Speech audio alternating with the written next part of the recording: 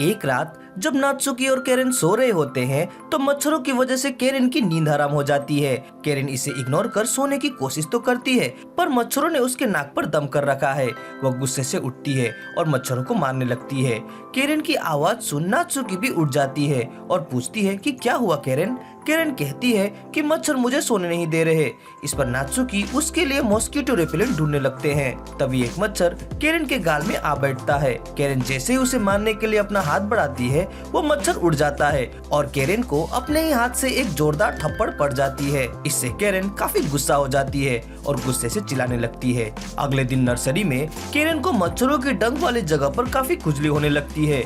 रात भर मच्छरों ने उसे काफी काटा है। सभी उसे इस तरह से खुजलाते हुए देखने लगते हैं। तभी प्रिंसिपल कहते हैं कि जब मच्छर पहली बार काटते हैं तो काफी खुजली होती है। टीचर प्रिंसिपल की बातों में सहमति देते हुए केरन के घाव पर मेडिसिन लगा देती है। पर तभी नर्सरी में भी मच्छर आने लगते हैं। मच्छर की आवाज सुन केरन काफी चिढ़ जाती है और उसे मारने की कोशिश करने लगती है। वह कई प्रयास तो करती है पर वह मच्छर को नहीं मार पाती। फिर वह अपने एक खिलौने वाले तलवार लेकर मच्छर को मारने के लिए दौड़ पड़ती है। उसे ऐसा करता देख सभी काफी हैरान हो जाते हैं। आखिर में वो मच्छर वहाँ से भाग जाता है। टीचर केरन की ऐसी हालत पर काफी परेशान हो जाती है लेकिन उन्होंने मॉस्किटो कॉइल को जला दिया है। शायद अब मच्छर उसे तंग न करे। तभी राय केरन को कहता है कि केरन अब परेशान होने की जरूरत नहीं, मॉस्किटो कॉइल ऑन हो चुका है। फिर माओ केरन को खेलने के लिए पूछता है। इससे वो मच्छरों के बारे में भूल जाएगी। फिर वे सभी बॉल से खेलने लगते हैं पर मच्छर कमरे में अभी भी मौजूद है और इधर उधर घूम रहा है।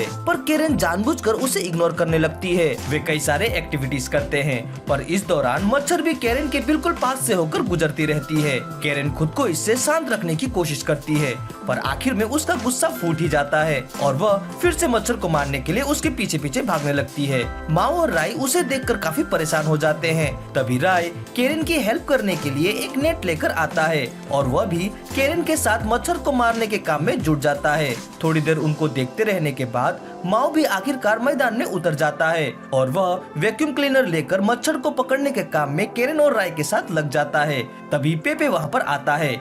वह जैसे ही कमरे के अंदर बढ़ता है माओ का वैक्यूम क्लीनर उसे अपनी ओर खींचने लगता है। इससे पेपे को काफी चोट आ जाती है। माओ अपनी गलती के लिए पेपे से माफी मांगता है। तभी फिर से केरन को मच्छर दिख जाती है। वो अपना कॉस्ट्यूम पहन लेती है और अपनी शक्तियों से मच्छर पर अटैक करने लगती है पर मच्छर पर उसका एक भी अटैक सक्सेस नहीं होता। इधर माओ और राय केरन के बर्फ के ठंडेपन का मजा लेने लगते हैं पर केरन को इससे काफी गुस्सा आता है। वो उन्हें चिल्लाते हुए कहती है कि तुम लोग यहाँ बस यूँ बैठे मत रहो, यहाँ आकर मेरी मदद करो। डर के मारे वे दोनों भी अपने कॉस्ट्यूम पहन लेते हैं और मच्छरों को अपनी अपनी शक्तियों से हमला करने लगते हैं। पूरी जगह बैटलफील्ड में तब्दील हो जाती है जिससे घबराकर टीचर और प्रिंसिपल उन्हें रोकने के लिए आते हैं लेकिन वे भी उनके हमले का शिकार बन जाते हैं। सभी के इतने अटैक करने पर भी उस मच्छर का एक भी बाल बाका नहीं होता। तभी माओ नोटिस करते हुए केरन से कहता है कि उस मच्छर ने अभी तक हमें एक बार भी नहीं काटा। ये सुन सभी चौंक जाते हैं। तभी टीचर कहती है कि बिल्कुल सही कहा, जब तुम लोग इस कॉस्ट्यूम में होगे वो मच्छर तुम्हें नहीं काट सकता। इसे सुन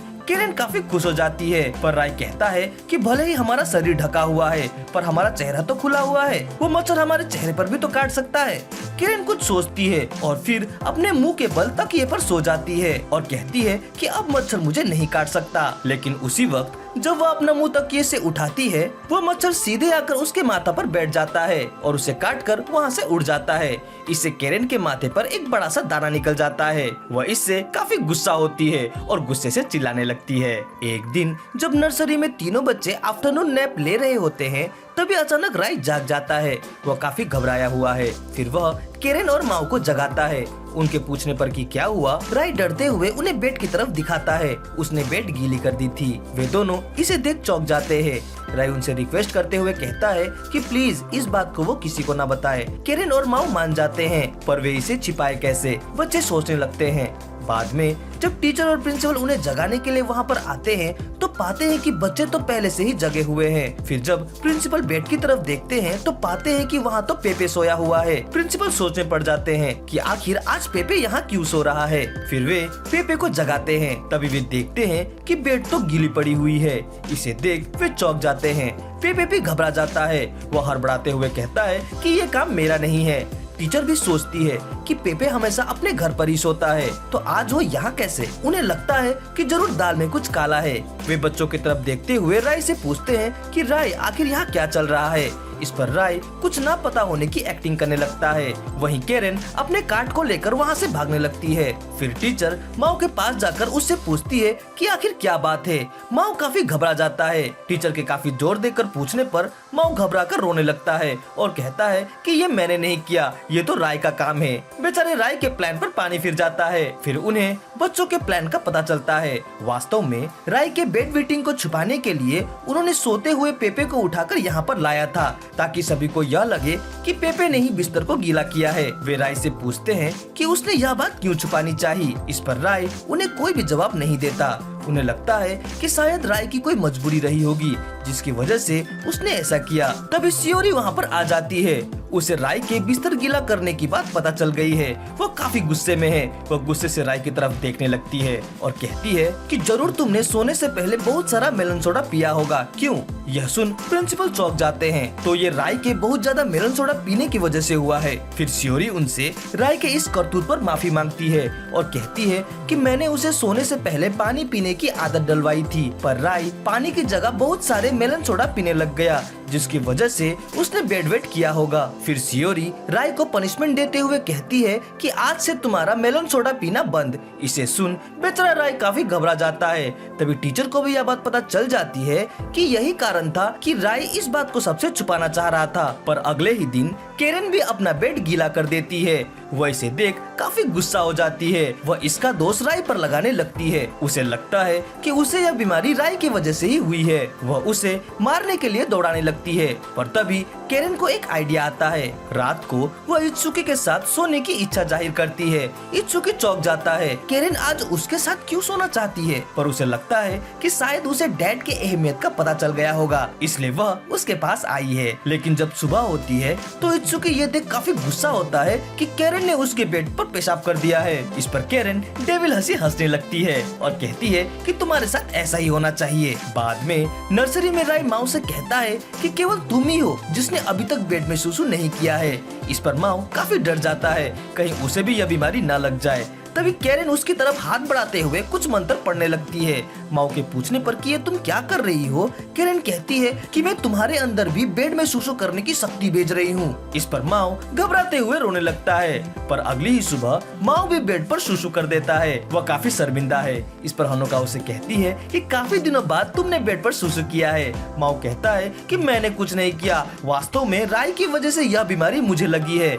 इस पर माओ उसे प्यार से समझाते हुए कहती है कि कोई बात नहीं, मैं बस इसी बात से बहुत खुश हूँ कि मैं तुम्हें हर पल बड़ा होते हुए देख रही हूँ। अगले दिन भी माओ फिर से बेड में सुसु कर देता है। वह इससे तंग आ चुका है और वह अपने फायर ब्लो से सुसु पर हमला करने लगता है। इसे देख हनोका काफी घबरा जाती है और माओ को शांत कराने लगती है। नर्सरी में एक दिन तीनों बच्चे के मामास को बुलाया जाता है। शायद बच्चों का कोई प्रोग्राम होने वाला है। शियोरी और नात्सुकी प्रिंसिपल से पूछती है कि यहाँ क्या होने वाला है। इस पर प्रिंसिपल कहते हैं कि बच्चों में guess what I am game बहुत पॉपुलर है और वे इसमें काफी क्यूट लगते हैं। मैं चाहता हूँ कि आप लोग भी इन्हें ये गेम खेलता हुआ देखें। मुझे उम्मीद है कि आपको ये खेल काफी अच्छा लगने वाला है। इसे सुन तीनों माएं काफी एक्साइटेड हो जाती है। तभी प्रिंसिपल पेपे को खेल शुरू करने को कहते हैं। पेपे खेल शुरू करता है। बच्चों का पहला एक्ट है सब्जी बिक्री करने वाले और खरीदार का नाटक करना। इसी के अनुसार केरेन सब्जी वाली बनती है और माओ और राय ग्राहक। उनके सामने कुछ सब्जियां रखी हुई है। माओ केरेन से पंपकिन खरीदने की बात करता है, पर सब्जी वाली केरेन उन्हें बैगन खरीदने को कहती है।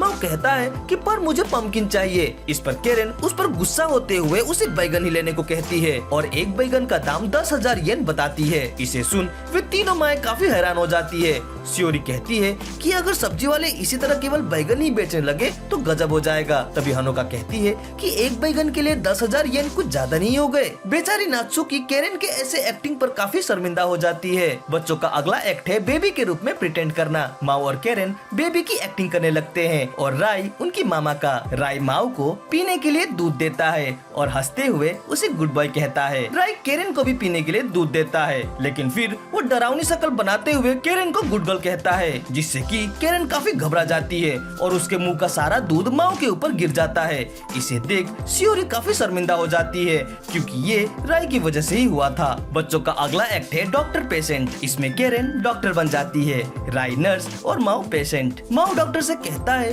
कि मेरे कंधे पर खिंचाव आ गया है। इस पर डॉक्टर केरन कहती है कि तुम्हारे कंधे की सर्जरी करनी पड़ेगी। इसे सुन हनोका काफी घबरा जाती है कि अब क्या होगा। तभी नर्स राई माओ को लेटने के लिए कहता है। केरन कहती है कि इस ऑपरेशन का सक्सेस रेट केवल 5% है। अगर सर्जरी फेल हो गई तो तुम एक बैगन बन जाओगी। इसे सुन हनोका काफी घबरा जाती है। फिर डॉक्टर केरन की सर्जरी शुरू होती है, जिसमें वह माओ के ऊपर ब्रिक वॉल बनाने लगती है, लेकिन तभी थोड़े से हिलने की वजह से वो ब्रिक वॉल गिर जाता है, जो कि ऑपरेशन के फेल होने का सबूत था। फिर वे माओ को एक बैगन का कॉस्ट्यूम पहना देते हैं। वे तीनों माए माओ को बैगन बनते थे काफी दुखी हो जाती है। अगला एक्ट है हीरो बनने का। इसमें राई एक विलन बनता है, जो कि केरन को शिकार बनाना चाहता है, पर वही माओ बनता है सुपरमैन, जो कि केरन को राई से बचाएगा। माओ को हीरो बनता देख हनोका काफी खुश हो जाती है और माओ का हौसला बढ़ाने लगती है। केरन को बचाने के लिए माओ राई से लड़ने लगता है। उनकी लड़ाई है टग ऑफ वार। वे कपड़े को एक दूसरे की तरफ खींचने लगते हैं, जो जिसे अपनी ओर खींचेगा वही होगा विनर। लेकिन इसे खींचने के दौरान अचानक राई कपड़े को छोड़ देता है, जिससे कि माओ काफी दूर जाकर गिरता है। इसे देख शियोरी फिर से शर्मिंदा हो जाती है।